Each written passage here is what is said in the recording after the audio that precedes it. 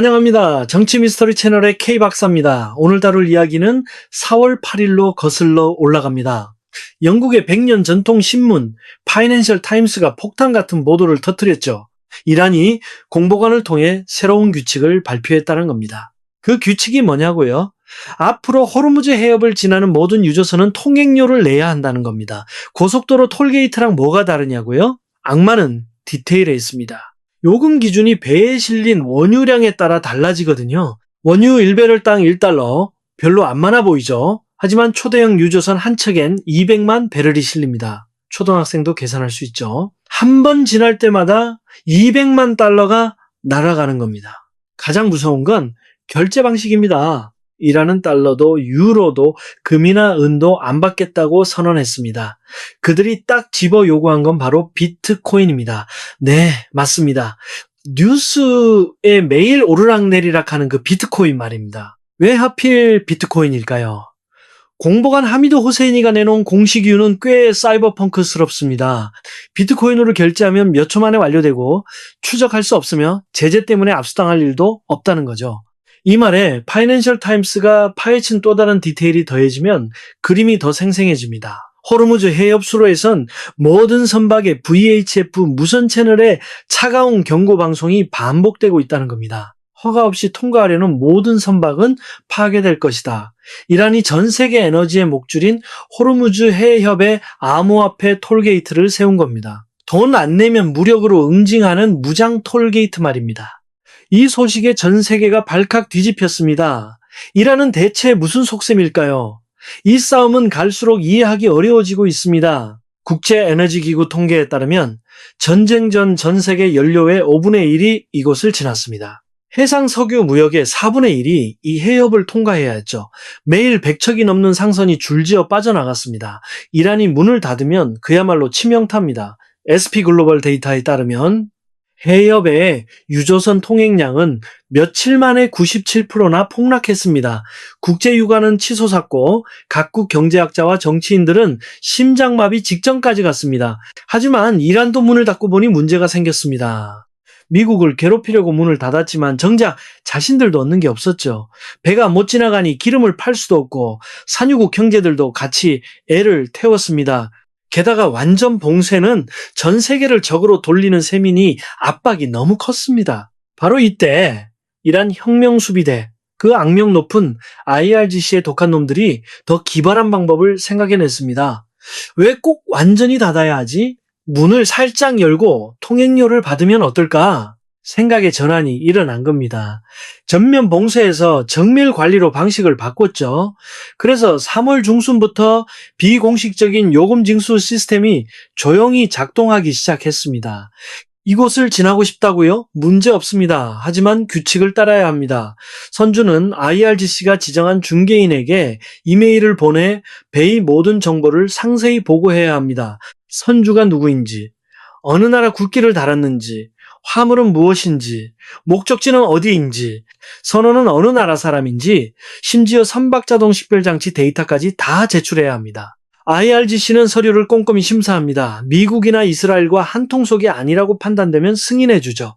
그러면 일회용 비밀번호와 상세한 항해 경로 지시가 떨어집니다. 지시대로 이란 쪽 해안선에 바짝 붙어 항해해야 합니다. 물론 이란 혁명수비대의 순찰정이 양옆에서 호위하죠. 호위라고 하지만 사실상 감시입니다. 이 시스템은 꽤 효과적이었습니다. 지나가게 하고 싶지 않은 배는 걸러내고 지나가고 싶어하는 배에게선 돈을 뜯어낼 수 있었으니까요. 무작정 문을 닫는 것보다 훨씬 나았습니다. 그래서 3월 30일과 31일 이란 의회는 발빠르게 호르무즈 해협 관리 계획이라는 법안을 통과시켰습니다. IRGC의 지하요금 징수 시스템을 국가 법률로 공식화한 겁니다. 법안에는 요금 계산 방식이 명확히 규정되어 있고 디지털 화폐로 결제할 수 있는 특별 권한까지 부여되었습니다. 군사적 대응이 치밀한 경제 전략으로 탈바꿈한 순간입니다. 4월 7일 미국과 이란은 여러 중재 끝에 2주간의 휴전 협정에 합의했습니다. 일하는 때가 왔다고 생각했죠. 톨게이트 사업을 전 세계에 공식 선포할 때 말입니다. 휴전 협정 발표 몇 시간 후 앞서 언급한 공보관 호세이니가 파이낸셜 타임스와 인터뷰를 가졌습니다. 그는 모든 세부 사항을 당당하게 공개했죠. 특히 그는 새로운 결제 방식은 반드시 비트코인이어야 한다고 강조했습니다. 여기서 질문이 생깁니다. 왜 하필 비트코인일까요? 법안에 명시된 디지털 화폐가 비트코인 뿐일까요? 이 부분이야말로 전체 사건의 가장 핵심적이고 흥미로운 대목입니다. 이건 단순한 기술 문제가 아닙니다. 주권 게임 이론, 생존에 관한 선택의 문제입니다. 공보관 호세이니의 주장을 분석해 볼까요? 비트코인이 몇 초 만에 결제되고 추적 불가능하며 압수당하지 않아서 쓴다고 했죠. 암호화폐 전문가들이 들으면 코웃음 칠 소리입니다. 이건 초보자들에게나 통할 핑계입니다. 첫째, 비트코인 거래는 절대 몇 초 만에 끝나지 않습니다. 전체 네트워크 노드의 확인을 거쳐야 하므로 최소 10분 이상 걸립니다. 거래가 절대 취소되지 않도록 확실히 하려면 일시간을 기다리는 것도 예사입니다. 우리가 평소 쓰는 간편 결제처럼 띡 하고 끝나는 것과는 완전히 다른 차원의 이야기죠. 둘째, 그리고 더 중요한 점, 추적이 불가능하다는 건 비트코인 탄생 이래 가장 큰 오해 중 하나입니다. 비트코인 거래 기록, 즉 블록체인은 완전히 공개되어 있습니다. 누가 누구에게 언제 얼마를 보냈는지 인터넷만 할 줄 알면 전 세계 누구든 투명하게 들여다볼 수 있습니다. 체이널리시스나 TRM 랩스 같은 전문 분석 기업들도 있죠. 이들은 블록체인만 뚫어져라 쳐다보며 미국 정부를 도와 암호화폐로 딴짓하려는 사람들을 추적합니다. 미 재무부 해외자산통 제국은 이미 2018년부터 이란의 일부 비트코인 지갑 주소를 블랙리스트에 올렸습니다. 그러니 비트코인은 추적 불가능한 게 아니라 오히려 영구적으로 추적 가능한 시스템인 거죠. 호세이니의 두 가지 이유가 다 틀렸다면 이란 사람들이 기술에 속아 넘어간 바보들일까요? 당연히 아닙니다. 말은 좀 서툴렀지만 가장 중요한 핵심은 정확히 짚었습니다. 바로 비트코인 결제는 미국의 대리 은행 시스템을 거치지 않는다는 점입니다. 말이 좀 복잡하죠. 쉽게 설명해 드리겠습니다. 현재 전 세계 국제 무역의 대부분, 특히 달러 결제는 SWIFT라는 시스템을 거쳐야 합니다. 전 세계 은행들의 거대한 단체 채팅방이라고 생각하면 됩니다. 누구든 돈을 보내려면 이 채팅방에 외쳐야 합니다. 그리고 이 채팅방의 방장은 미국입니다. 미국이 입 다물라고 하면 다물어야 하죠. 계좌 동결도 순식간입니다. 이라는 일찌감치 이 채팅방에서 강퇴당하고 차단까지 당한 불쌍한 신세입니다. 그렇다면 달러 말고 다른 건 어떨까요? 요즘 인기 있는 USDT, 즉 테더 같은 스테이블 코인 말입니다. 달러와 1대1로 가치가 연동되고 전송도 빠르고 저렴하죠. 사실 이란은 예전부터 이걸 꾸준히 써왔습니다. TRM 랩스 보고서에 따르면 지난 몇 년간 이란 혁명 수비대는 다양한 경로로 수십억 달러 규모의 USDT를 굴렸습니다. 2025년 4분기에만 IRGC 관련 지수로 유입된 암호화폐가 30억 달러를 넘었습니다. 이란 전체 암호화폐 유입량의 절반이 넘는 수치죠. 이란도 스테이블 코인을 아주 잘 쓰고 있었습니다. 하지만 문제가 있습니다. 스테이블 코인은 탈중앙화된 것처럼 보이지만 사실 중앙화된 회사가 발행합니다. 테더나 서클 같은 회사들 말이죠. 이 회사들은 미국 사법권 아래에 있어 미국 정부의 말을 들어야 합니다. 이게 바로 치명적인 위험입니다. 스테이블 코인에는 백도어가 존재합니다. 발행사가 슈퍼 관리자 권한을 주고 있어 언제든 문제의 소지가 있는 주소를 동결할 수 있습니다. 2025년 테더사는 이란 관련 주소들을 대규모로 동결한 적이 있죠. 한 번에 수십 개의 주소가 막혔고 수억 달러가 묶였습니다. 이란 입장에선 뼈아픈 타격이었죠. 상상해 보십시오. 국가 차원에서 온갖 제재를 뚫고 피땀 흘려 외화를 벌었는데 사무실에 앉은 이름 모를 프로그래머가 마우스 한번 클릭하는 순간 계좌의 돈이 무의미한 코드로 변해버린 겁니다. 이걸 누가 견디겠습니까? 소규모 무역에선 USDT로 빠르게 치고 빠지는 게 가능하지만 호르무즈 해협의 통행료는 한 번에 200만 달러입니다. 이토록 거대한 전략적 수입을 언제든 원격으로 차단될 수 있는 도구로 받는다? 그건 자신의 목숨줄을 남의 손에 쥐어주는 꼴입니다. 이란도 바보가 아닙니다. 한 번 당했으면 족하죠. 이렇게 소거법을 적용해보면 답은 명확해집니다. SWIFT 시스템을 우회하면서도 언제든 동결 버튼을 누를 수 있는 중앙 관리자가 없는 결제 수단. 전 세계에서 이 조건을 충족하는 건 오직 비트코인뿐입니다. 비트코인은 발행사도 본사도 없습니다. 미 재무부의 전화를 받고 네라고 대답할 CEO도 없죠. 전 세계에 퍼진 무수히 많은 노드들이 공동으로 유지하는 수학적 알고리즘으로 작동합니다. 이 네트워크가 돌아가는 한, 그 어떤 단일 주체도 거래를 막거나 자산을 동결할 수 없습니다. 암호화폐 긱들이 십몇 년간 외쳐온 탈중앙화와 검열 저항성이라는 구호, 허황되게만 들렸던 그 구호가 2026년 페르시아만에서 주권 국가의 생존을 위한 가장 현실적인 요구가 된 겁니다. 물론 이란도 무조건 한 길만 고집하지는 않습니다. 차별화 전략도 썼죠. 보도에 따르면 그들은 일종의 결제 메뉴판을 제공했습니다. 중국처럼 관계가 좋은 국가는 위안화로 결제할 수 있습니다. 쿨룬은행의 CIPS 시스템을 통해 역시 SWIFT를 우회할 수 있죠. 다른 국가나 신분을 숨기고 싶다면 비트코인을 쓰면 됩니다. 심지어 매우 복잡한 5단계 국가 등급제까지 만들었습니다. 중국이나 러시아 같은 우호국은 할인해주고 중립국은 제값을 받습니다. 미국이나 이스라엘과 관계가 모호한 국가는 요금을 더 내야 합니다. 미국과 이스라엘 국제개변은 아예 통행 금지입니다. 돈을 아무리 많이 줘도 소용없죠. 이 제도가 나오자마자 통행 자격을 얻으려고 서둘러 파키스탄 같은 우호국 굵기로 배를 재등록하는 해운 회사들도 생겨났습니다. 세상 참 현실적이죠? 자, 톨게이트도 세웠고 결제 방식도 정해졌습니다. 그럼 이 톨게이트가 이란에 얼마나 많은 돈을 벌어다 줄까요? 계산해보면 깜짝 놀랄 겁니다. 온체인 데이터 분석 전문 TRM 랩스가 계산기를 두드렸습니다. 호르무즈 해협 통행량이 정상 수준을 회복하면 유조선만으로도 이란은 매일 약 2천만 달러를 벌어들입니다. 천연가스 운반선이나 다른 화물선은 빼고도 말이죠. 다 합치면 이란의 한 달 잠재 수입은 6억에서 8억 달러에 달합니다. 8억 달러가 넘을 거란 낙관적인 전망도 있습니다. 한 달에 8억 달러면 1년에 거의 100억 달러입니다.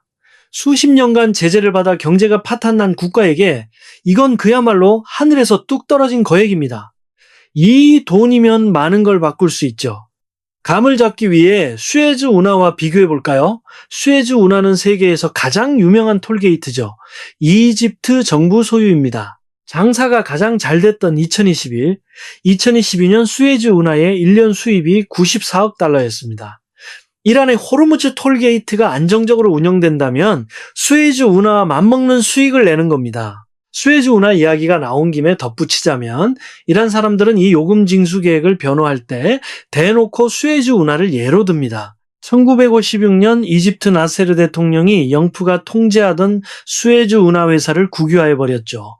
영프 양국은 길길이 날뛰며 이스라엘과 연합해 이집트를 쳤습니다. 결과는 어땠나요? 미국과 소련의 압박에 못 이겨 꼬리를 내리고 철수했죠. 그 후 이집트는 70년 동안 안정적으로 통행료를 챙겼습니다. 우리 이란이라고 못할 게 뭐냐는 겁니다. 이란 의회는 수백 년 전 덴마크가 외래순 해협을 지나는 배에 통행료를 거둔 역사까지 들먹입니다. 핵심 논리는 같습니다. 중요한 지리적 위치를 경제적 이익으로 바꾸겠다는 지정학적 현금화 전략이죠. 듣고 보면 그럴듯하지만 엄청난 법적 허점이 있습니다. 이집트의 수에즈 운하 주권은 국제법적 근거가 있습니다.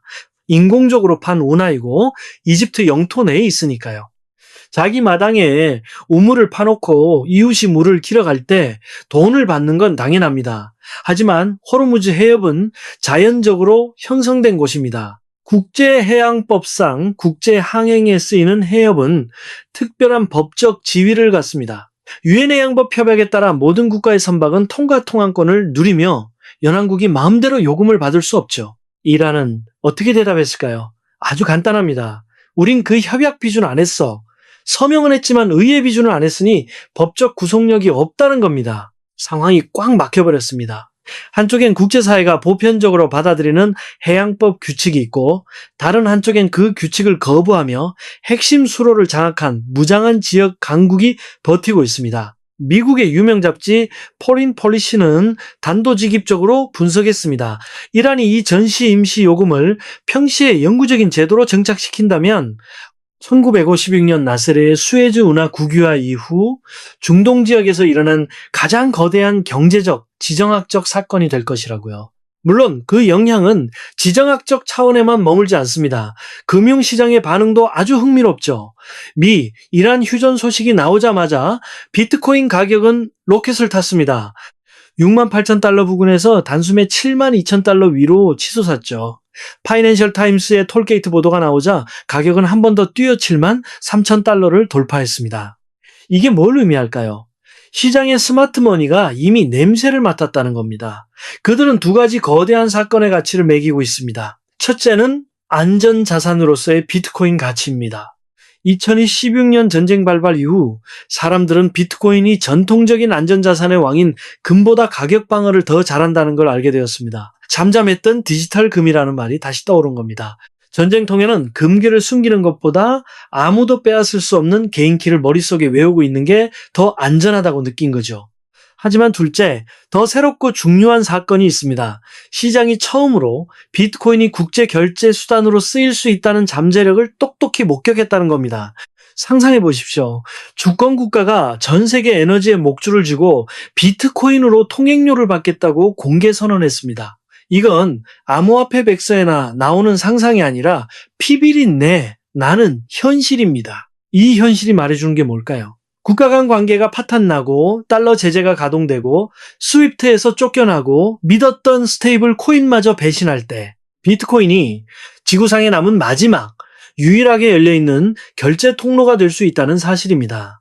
암호화폐 업계가 15년간 치열하게 논쟁해온 궁극적인 질문, 비트코인은 대체 어디에 쓰는가? 누군가는 사기라 했고, 누군가는 투기라 했고, 누군가는 미래화폐라 했죠. 아무도 결론을 내지 못했는데 호르무즈 해협에 일한 순찰정이 가장 거친 방식으로 답을 내놓았습니다. 이 엄청난 사건에 세계 경찰인 미국은 어떻게 반응했을까요? 트럼프의 반응은 아주 기묘했습니다. 인터뷰에서 이란의 톨게이트를 아름다운 일이라고 부르더니 미국이 이란과 합작회사를 차려 톨게이트를 같이 운영해야 한다고 불쑥 제안했습니다. 그래야 안전이 보장된다면서요. 전 세계는 물론 백악관도 기가 막혔을 겁니다. 백악관 대변인은 서둘러 진화에 나섰습니다. 휴전의 전제 조건은 호르무즈 해협의 즉각적이고 완전한 개방이며 어떠한 통행료도 있어서는 안 된다고 못 박았죠. 양쪽 말이 완전히 엇갈립니다. 여기에 더 미묘한 디테일이 있습니다. 트럼프 가문도 월드 리버티 파이낸셜이라는 금융 프로젝트를 통해 USD라는 달러 스테이블 코인을 출시했습니다. 그리고 이 USD로 결제하는 원유 선물 거래를 준비 중이죠. 참 난감한 상황입니다. 이라는 달러 스테이블 코인에 대해서 비트코인을 선택했는데 트럼프 가문은 자기들의 달러 스테이블 코인을 밀어붙이며 원유 거래와 묶으려 하고 있습니다. 안정이라는 단어에서 빚어지는 아주 기묘하고 아이러니한 교차점이죠. 정치적 말장난은 치워두고 이 암호화폐 톨게이트가 미래에 어떤 위험을 몰고 올지 냉정하게 생각해 봐야 합니다. 가장 우려되는 건 모방자의 등장입니다. 이란의 군사적 강압과 암호화폐 결제를 결합한 모델이 성공해서 장기적으로 돈을 긁어 모은다면 어떨까요? 핵심 수로를 낀 다른 국가들에게 훌륭한 성공 사례가 되지 않겠습니까? 예를 들어 아시아와 유럽을 잇는 말라카 해협이나 흑해에서 지중해로 나가는 유일한 출구인 튀르키예의 보스포루스 해협 같은 곳 말입니다. 그들도 모방하지 않을까요? 우리도 지리적 위치가 중요한데 통행료 좀 받으면 어때? 비트코인으로 받으면 미국도 제재할 방법이 없잖아. 만약 이런 일이 벌어진다면 미국에겐 악몽입니다. 지난 80년간 미 해군이 유지해온 핵심 패권, 이른바 항행의 자유는 종이 쪽지 같은 국제법이 아니라 항공모함과 구축함의 폭으로 유지된 겁니다. 그런데 암호화폐가 등장하면서 국가들이 미국의 금융제재를 우회해 해상 패권에 도전할 수 있는 기술적 가능성이 열린 겁니다. 역사는 놀랍도록 반복됩니다. 다시 1956년 수에즈 운하 위기를 보죠. 이집트가 이긴 건 군사력이 강해서가 아니라 미국 아이젠하워 대통령이 영프의 군사 개입을 지지하지 않았기 때문입니다. 미국이 빠지자 영프는 물러났고 운하 국유화는 기정사실이 되었습니다. 70년 후 호르무즈 해협도 마찬가지입니다. 이건 법이나 기술의 문제가 아니라 정치적 의지의 문제입니다. 미국이 해협을 다시 열기 위해 얼마나 큰 대가를 치를 의향이 있을까요? 2주간의 휴전협정은 종이장처럼 얇습니다. 24시간도 안 돼. 이스라엘은 레바논을 공습했고 이란은 다시 통행을 제한했습니다. 머스크 같은 대형 해운사들은 겁에 질려 눈치만 보고 있습니다. 안전이 보장되지 않은 이 보험사도 나서지 못하죠. 수억 달러짜리 배와 선원들의 목숨을 걸고 도박할 순 없으니까요. 휴전은 깨질 가능성이 높고 비트코인 톨게이트도 한여름밤의 꿈으로 끝날지 모릅니다. 하지만 이라는 전 세계 금융 시스템에서 쫓겨난 국가도 신기술로 독자적인 수익 모델을 만들 수 있음을 증명했습니다. 탈중앙화 결제의 가치를 가장 강력하게 증명한 건 실리콘밸리의 천재들도 월스트리트의 엘리트들도 아닌 벼랑 끝에 몰린 페르시아만의 이란 혁명 수비대였습니다. 이것이 2016년의 잔혹한 현실입니다. 오늘 이야기는 여기까지입니다. K박사였습니다.